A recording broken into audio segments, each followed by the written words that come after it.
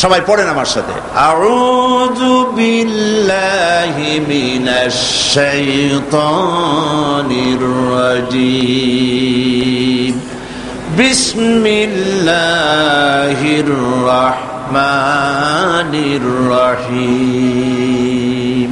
বিতাড়িত মরদুদ শয়তানের ওয়াসওয়াসা থেকে আল্লাহর কাছে পানাহ চাই। পরম করুণাময় আল্লাহর নামে শুরু করছি। আল্লাহ পাক যেন আমাদেরকে আলোচনায় বরকত দান করেন, বলি আমিন। আমরা যা শুনি তা যেন আমল করতে পারি, বলি আমিন। গোটা মুসলিম উম্মাহকে আল্লাহর কথা বোঝার তৌফিক দান করুন। আল্লাহ পাক বলছেন, ইয়া আইয়ুহাল্লাযীনা আমানু দুখুলু ফিস-সিলমি কাফা ওয়ালা তাত্তাবিউ খুতুওয়াতিশ শাইতান ইন্নাহু লাকুম আদুউম মুবিন। فإن زللتم من بعد ما جاءتكم البينات فاعلموا أن الله عزيز حكيم। সূরা আল বাকারা 208 নম্বর আয়াত। আল্লাহ পাক বলছেন, হে ঈমানদারেরা, তোমরা যারা ঈমান এনেছো শোনো। ঈমানদারদেরকে আল্লাহ ডাকছেন। আল্লাহ পাক তার খেতাব কোন সময় হয় ইয়া আইয়ুহান নাস, হে মানব মণ্ডলী, ইয়া আইয়ুহাল কাফিরুন, হে কাফেরেরা। আল্লাহ পাক এইভাবে বিভিন্ন সময় বিভিন্ন খেতাব করেন, কোরআন শরীফে করেছেন। এই আয়াতের মুখাতিব, এই আয়াতে আল্লাহ পাক সম্বোধন করছেন কাদেরকে বলুন? মুমিনদেরকে। তোমরা যারা ঈমান এনেছো, তোমরা যারা পড়েছো লা ইলাহা ইল্লাল্লাহু মুহাম্মাদুর রাসূলুল্লাহ, তোমরা যারা এই কালেমা পড়েছো, ঈমানের দাবি করেছো, শোনো। উদখুলু ফিস-সিলমি কাফা, সিলমের ভিতরে পরিপূর্ণভাবে পূর্ণাঙ্গ রূপে সিলমের মধ্যে দাখিল হয়ে যাও, ইসলামের মধ্যে পরিপূর্ণ রূপে প্রবেশ করো।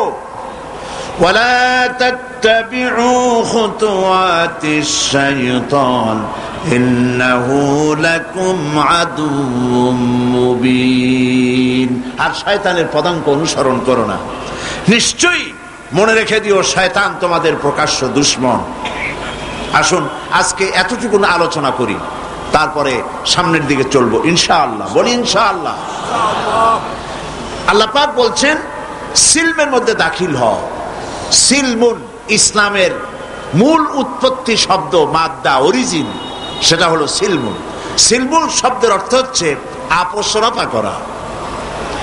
আপোষ রফা করো, সিলমের মধ্যে দাখিল হও, অর্থাৎ সারেন্ডার হও, আত্মসমর্পণ করো।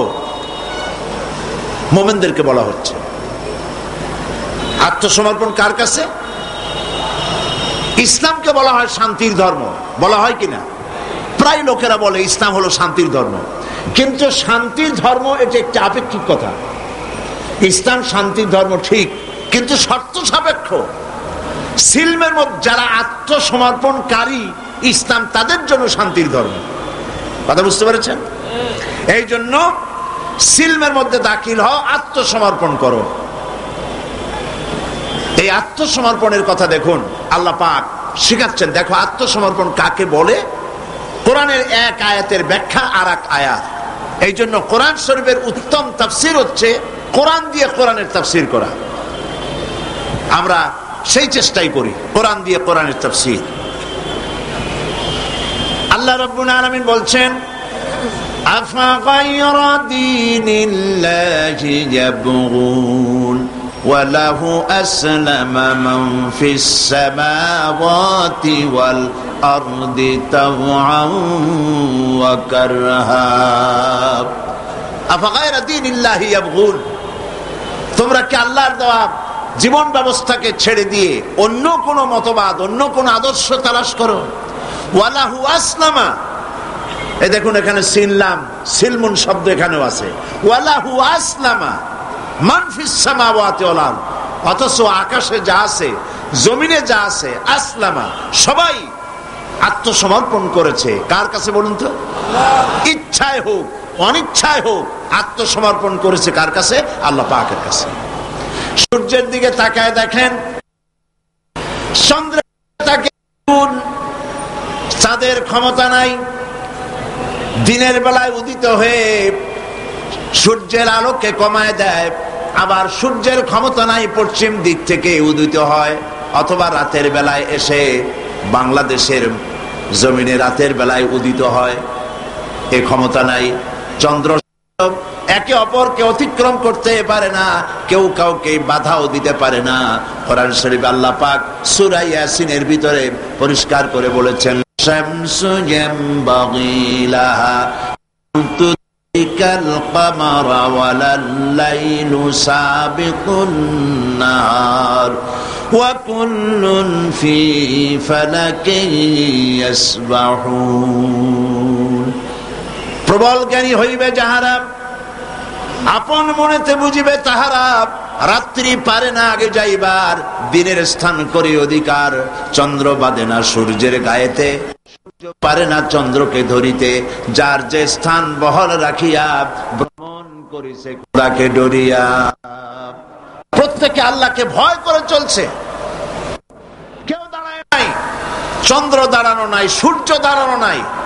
ওয়াকুল্লুন ফি ফালাকিন ইয়াসবাহুন, সব আপন আপন কক্ষপথে ঘুরছে, মারামারি নাই, সংঘর্ষ নাই। চাঁদের সাথে সূর্য ধাক্কা লাগে না, গ্রহে নক্ষত্রে নক্ষত্রে ধাক্কা লাগে না, সব যার যার কক্ষপথে চলছে। কার হুকুম মানে? আল্লাহ পাক বলছেন ওয়ালাহু আসলামা, সব আনুগত্যের মস্তক আমার সামনে নত করে দিয়েছে। সুবহানাল্লাহ বলবেন না? মহাশূন্যের দিকে তাকিয়ে দেখুন একই অবস্থা। জঙ্গলের ভিতরে তাকিয়ে দেখেন, সেখানেও জঙ্গলি প্রাণীরা আল্লাহর আইনে চলতেছে, সেখানেও আল্লাহর আইন ভঙ্গ করা হচ্ছে না।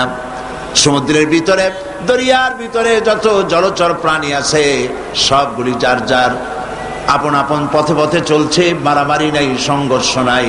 ওয়ালাহু আসলামা, যা কিছু আছে আকাশে, যা কিছু আছে জমিনে, সব আল্লাহর সামনে মাথা নত করে দিয়েছে। সুবহানাল্লাহ, সব আল্লাহর আইন মেনে চলছে। ওয়ালাহু আসলামা মান ফিস সামাওয়াতি ওয়াল আরদ। সারেন্ডার করো, সারেন্ডার করো, আত্মসমর্পিত হও। মুমিনদের কাছে আল্লাহ পাকের এটাই হচ্ছে হুকুম, অর্ডার। এই সারেন্ডারের নমুনা, আত্মসমর্পণের নমুনা আল্লাহ পাক এই জাতির পিতাকে দিয়ে আল্লাহ পাক দুনিয়ার মানুষকে শিখাইছেন আত্মসমর্পণ কারে বলে। এই জাতির পিতাকে দিয়ে আল্লাহ পাক বুঝাইছেন। কে জাতির পিতা? কে জাতির পিতা? এ ব্যাপারে কোনো আপোষ নাই, বিতর্কও নাই, ঠিক কিনা বলেন? মুসলমানদের জাতির পিতা নিয়ে কোনো বিতর্ক নাই, কোন আপোষ নাই। হযরত ইব্রাহিম আলাইহিস সালামকে আল্লাহ পাক বলেছেন আসলিম, সারেন্ডার করো, আত্মসমর্পণ করো। হযরত ইব্রাহিম আলাইহিস সালাম কোনো প্রশ্ন করেন নাই কোন ব্যাপারে আত্মসমর্পণ করব, কি ব্যাপারে করব, কোনো প্রশ্ন করেন নাই। হযরত ইব্রাহিম তার রবের পক্ষ থেকে যখন বলা হয়েছে আত্মসমর্পণ করো, সারেন্ডার করো, তিনি সঙ্গে সঙ্গে জবাব দিয়েছেন আসলামতু লিরাব্বিল আলামিন। বিনা বাক্য ব্যয়, কোনো প্রশ্ন ছাড়াই সারেন্ডার হয়ে গেলাম, মাথা নত করে দিলাম। সুবহানাল্লাহ, মাথা নত করে দিলাম।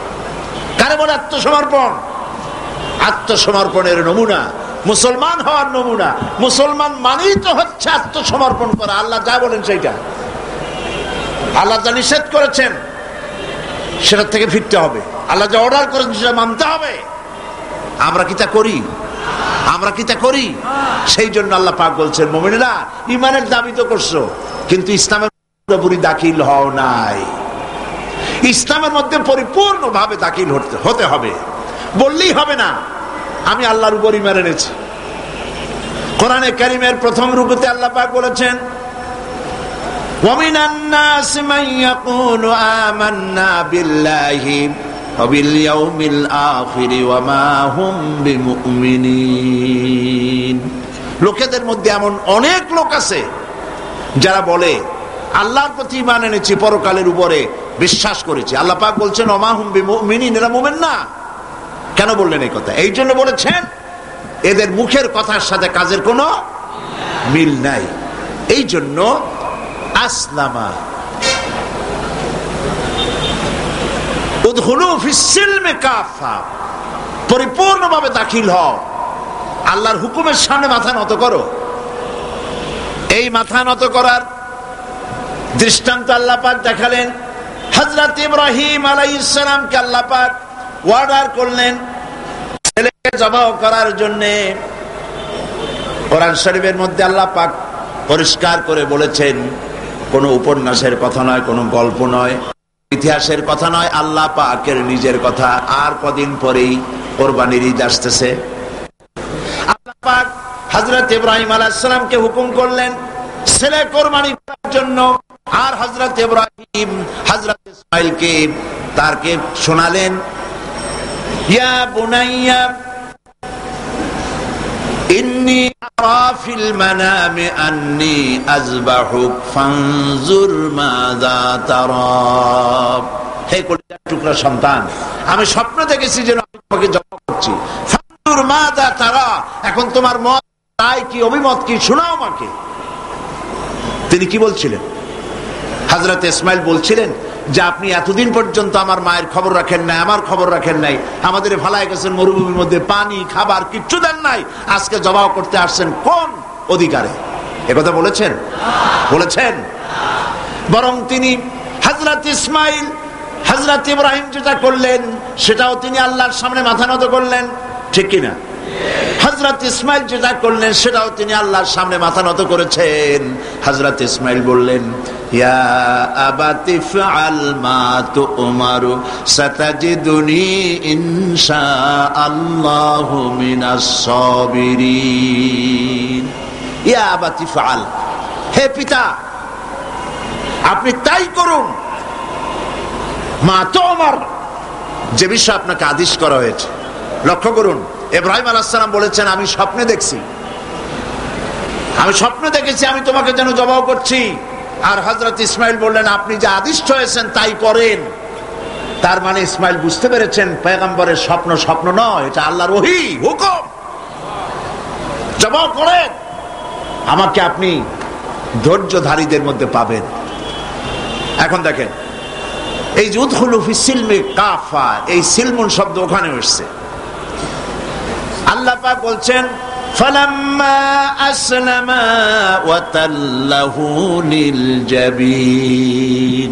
ফালাম্মা আসলামা, যখন দুজনই রাজি হয়ে গেছে, আত্মসমর্পণ করেছে। কোন দুজন? হযরত ইব্রাহিম আর হযরত ইসমাঈল, দুজনই আত্মসমর্পণ করে দিয়েছেন আল্লাহর সামনে এবং ঘাড় কাত করেছেন।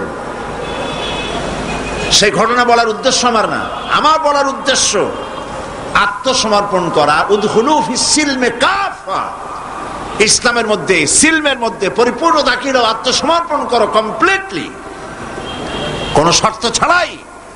তার অর্থ হচ্ছে আপনার এবং আমার নিজের মর্জি মোতাবেক কোনো কাজ করতে পারবো না, সবটাই আল্লাহর হুকুম মতো করতে হবে। এর নাম মুসলমান। এর নাম কি? মুসলমান। আপনার ইচ্ছা আপনি কিছু করতে পারবেন না, করবেন কার ইচ্ছা মতো? আল্লাহ পাকের ইচ্ছা মতো করতে হবে। কারণ হলো আল্লাহ রাব্বুল আলামিন বলেছেন ইন্নাল্লাহা আশতারা মিনাল মুমিনিনা আনফুসাহুম ওয়া আমওয়ালাহুম বিআন্না লাহুমুল জান্নাহ। নিশ্চয়ই আমি আমার মুমিনের জান এবং মালকে খরিদ করে নিয়েছি, আর বিনিময় আমার মুমিনকে আমার জান্নাত দান করেছি। তোমার জান, তোমার মাল, সবকিছুকে আপনার আমার জান মাল কে কিনে নিয়েছেন? আল্লাহ খরিদ করে নিয়েছেন। বিনিময় কি দিয়েছেন? জান্নাত দিয়েছেন। সুতরাং আপনার ইচ্ছে মতো আপনার জান খরচ করতে পারবেন না, ইচ্ছে মতো মাল খরচ করতে পারবেন না। এই মাল আর জান খরচ করার পেছনে আল্লাহর রেজামন্দি আছে কিনা, আল্লাহর খুশি আছে কিনা, ওইটা বুঝে সেই রাস্তা করতে হবে। ইচ্ছে করলেই যেখানে সেখানে চাঁদা দিতে পারবেন না, ইচ্ছে করলেই যেখানে সেখানে অর্থ খরচ করতে পারবেন না, ইচ্ছে করলেই যেখানে সেখানে জীবন দিতে পারবেন না। মুসলমান যে ব্যক্তি কালেমা যে পড়েছে, তার জীবনকে দুই ভাগ করার কোনো উপায় নাই। আমরা তো দুই ভাগ অনেকে করে ফেলেছি। মুসলমান তার জীবনকে ইতিমধ্যেই দুই ভাগ করে ফেলেছে। একদিকে আল্লাহর কথা মতো নামাজ, রোজা, হজ, যাকাত, আর একদিকে অর্থনীতি, সমাজনীতি, রাজনীতি, নির্বাচন, ভোট, ইলেকশন, যা কিছু আছে সব আলাদা। এটার সাথে আল্লাহর কোনো সম্পর্ক নাই, যাকে বলা হয় ধর্মনিরপেক্ষ মতবাদ। মানে শয়তান, তার তো কিছু কাজ করা লাগবে। শয়তান তো প্রথম দিনই আসছে পৃথিবীতেই ওয়াদা করে আদম আলাইহিস সালামের সাথে সে উল্টা করবে। আল্লাহ পাক দিয়েছেন খেলাফত, আর এই খেলাফতের উল্টা করার জন্য শয়তান এসেছে। আল্লাহ দিয়েছেন যাকাত, শয়তান তৈরি করেছে সুদ। কথা বুঝতে পেরেছেন? আল্লাহ দিয়েছেন কি? অর্থনৈতিক প্রবৃদ্ধির জন্য, অর্থনৈতিক উন্নতির জন্য, মানুষকে খেয়ে পরে বাঁচার জন্য, সুখের জন্য, সমৃদ্ধির জন্য, অর্থনৈতিক ইকোনমিক ইকুয়ালিটির জন্য আল্লাহ পাক দিয়েছেন যাকাত। শয়তান এর মোকাবেলায় তৈরি করেছে সুদ। আল্লাহ দিয়েছেন ইসলাম, আর শয়তান তৈরি করেছে ধর্মনিরপেক্ষ মতবাদ। ধর্মনিরপেক্ষ মতবাদের স্রষ্টা কে? বলেন কে? শয়তান। এই ধর্মনিরপেক্ষ মতবাদ সম্পর্কে আমি আলোচনা করব ইনশাআল্লাহ। তো আল্লাহ পাক দিয়েছেন ইসলাম। ইসলামের মধ্যে দাখিল হও, এবং ইসলামের মধ্যে দাখিল হওয়ার অর্থই হচ্ছে পূর্ণাঙ্গ ইসলামকে মেনে নেওয়া। তাহলেই শান্তি আসবে। শুধু নামাজ, রোজা, হজ, যাকাত করলেই শান্তি আসবে না, পরিপূর্ণ ইসলাম মানতে হবে। কথা বুঝতে পেরেছেন? পরিপূর্ণ ইসলাম মানলে তখনই শান্তি আসবে, এর আগ পর্যন্ত আসবে না। সন্ত্রাস বন্ধ হবে না, দুর্নীতি বন্ধ হবে না, মারামারি কাটাকাটি বন্ধ হবে না, যতক্ষণ পর্যন্ত পূর্ণাঙ্গ ইসলাম মুসলমানেরা গ্রহণ না করে। সেই হাদিসের কথা কয়েকবার বলেছি, আজও মনে এলো। হযরত খাব্বাব বিন আল-আরিত রাদিয়াল্লাহু তাআলা আনহু তিনি বলছেন, আমরা নবী করিম সাল্লাল্লাহু আলাইহি সাল্লামের কাছে গেলাম।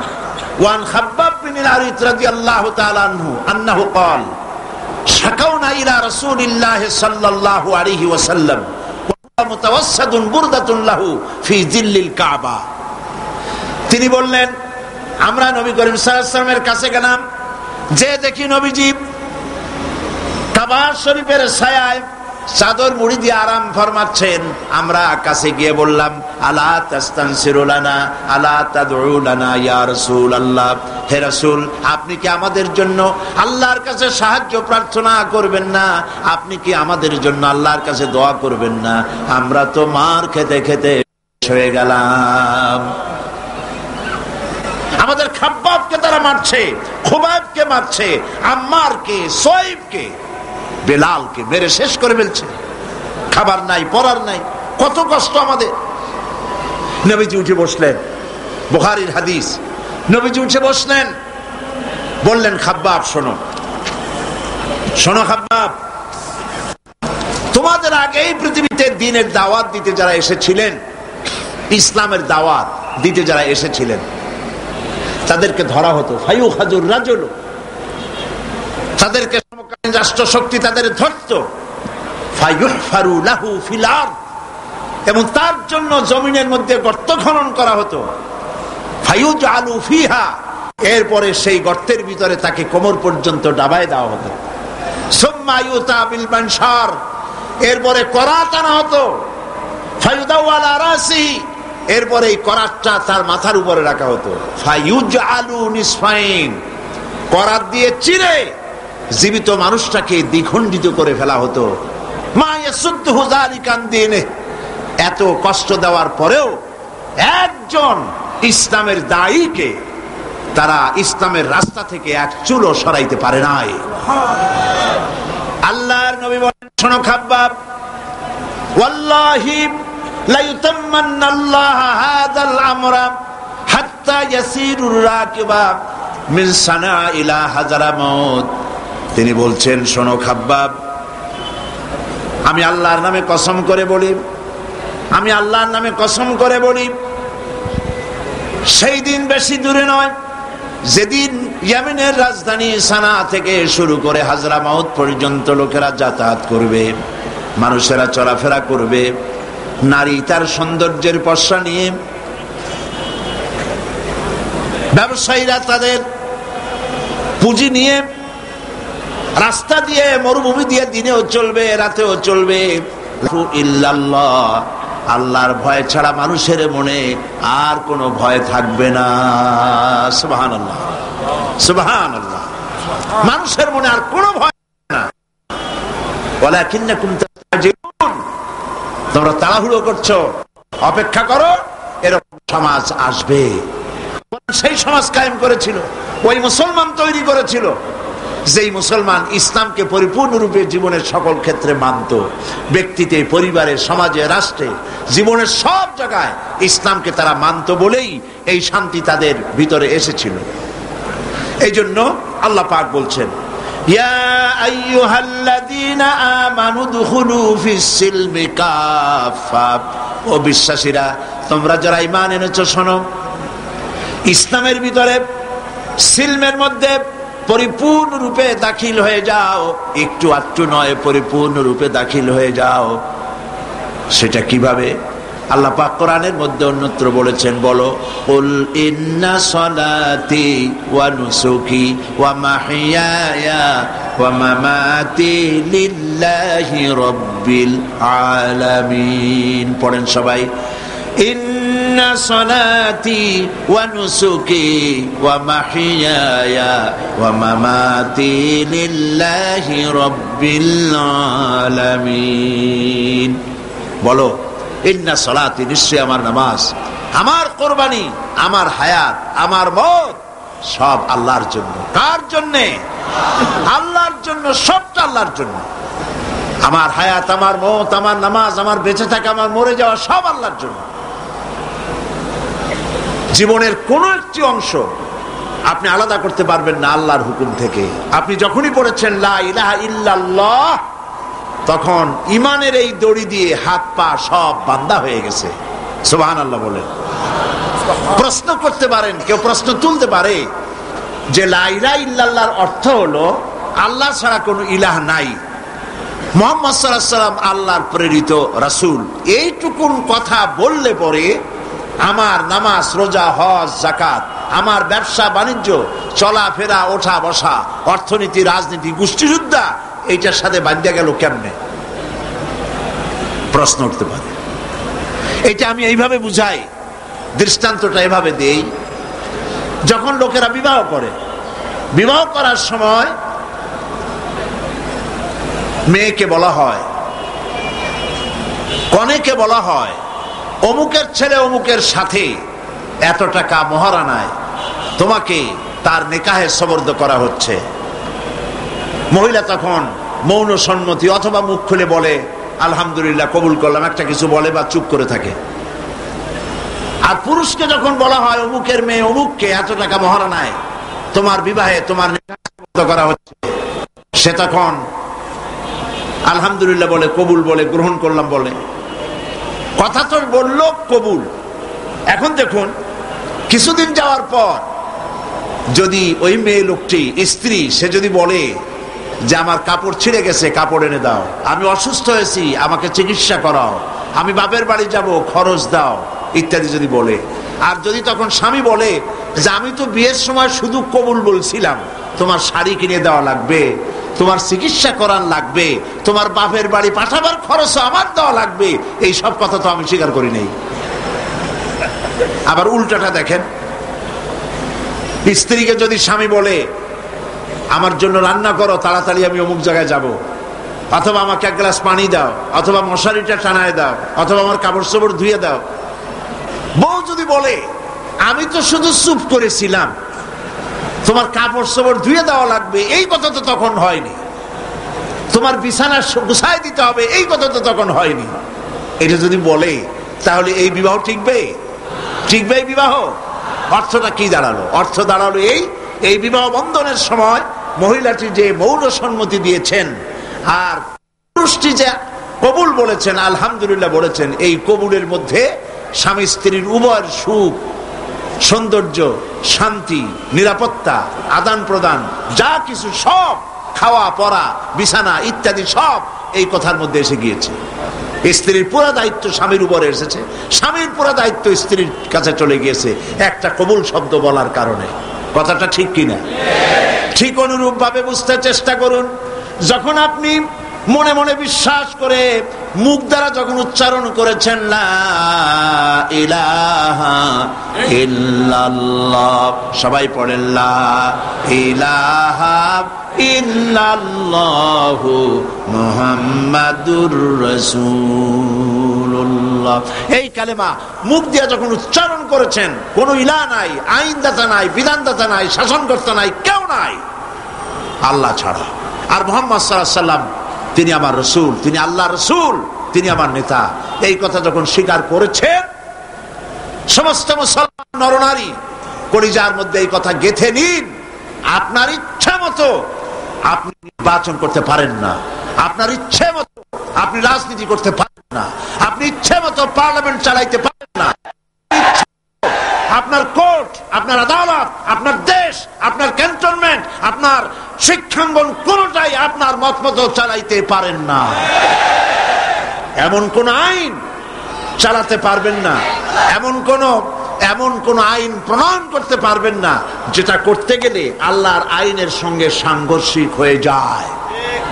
আপনার জনগণ, আপনার দেশকে সামনে রেখে আইন তৈরি করা, বিভিন্ন কার্যক্রম পরিচালনা করা, সবটাই আপনি করতে পারবেন, তবে আপনার মেইন লক্ষ্য থাকবে আমি যা করতেছি আল্লাহর হুকুমের সাথে যেন সাংঘর্ষিক, কন্ট্রাডিকশন না হয়। কথা বুঝতে পেরেছেন? এমন আইন করতেই পারবেন না, এমন বিল পাশ করতেই পারবেন না যে আইন, যে বিল পাশ করলে কোরআনের সাথে বিরোধিতা হয়। বুঝে আসছে কথা? কাজী যখন আমি মুসলমান, আল্লাহর কথা হচ্ছে নামাজ, দাড়ি, টুপি আর লম্বা জামা, এটাই মুসলমান হওয়ার জন্য শর্ত নয়। দাড়ি, টুপি, জামা ইত্যাদি গুলি তো লাগবেই। আবার কেউ ভুল বুঝবেন না, আমরা তো বলি একরকম, লোকেরা বোঝে আবার আর এক রকম, নানান রকমের বুঝ। হয়তো বলেই বসবে, সাইদি সাহেব গত রাত্রে ওয়াজ করেছেন, কালকে হয়তো পত্রিকায় দেখা যাবে, কোন পত্রিকা শরীফে লাগবে যে উনি বলেছেন দাড়ি, টুপি এগুলা কোনো বেহুদা জিনিস, লাগবেই না। কথা তো এটা না, কথা হচ্ছে দাড়ি টুপি লাগবে, যেমন পুলিশের ইউনিফর্ম লাগবে। কথা বুঝছেন?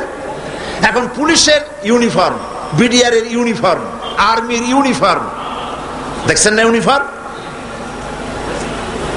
জামা, তার উপর এখানে র্যাঙ্ক লাগানো, ফিতা লাগানো, বাঁশি লাগানো, বারান্দাওয়ালা টুপি, প্যান্ট শার্ট ইত্যাদি, যার যেরকম র্যাঙ্ক সেই র্যাঙ্ক অনুযায়ী এগুলি পড়তে হয়।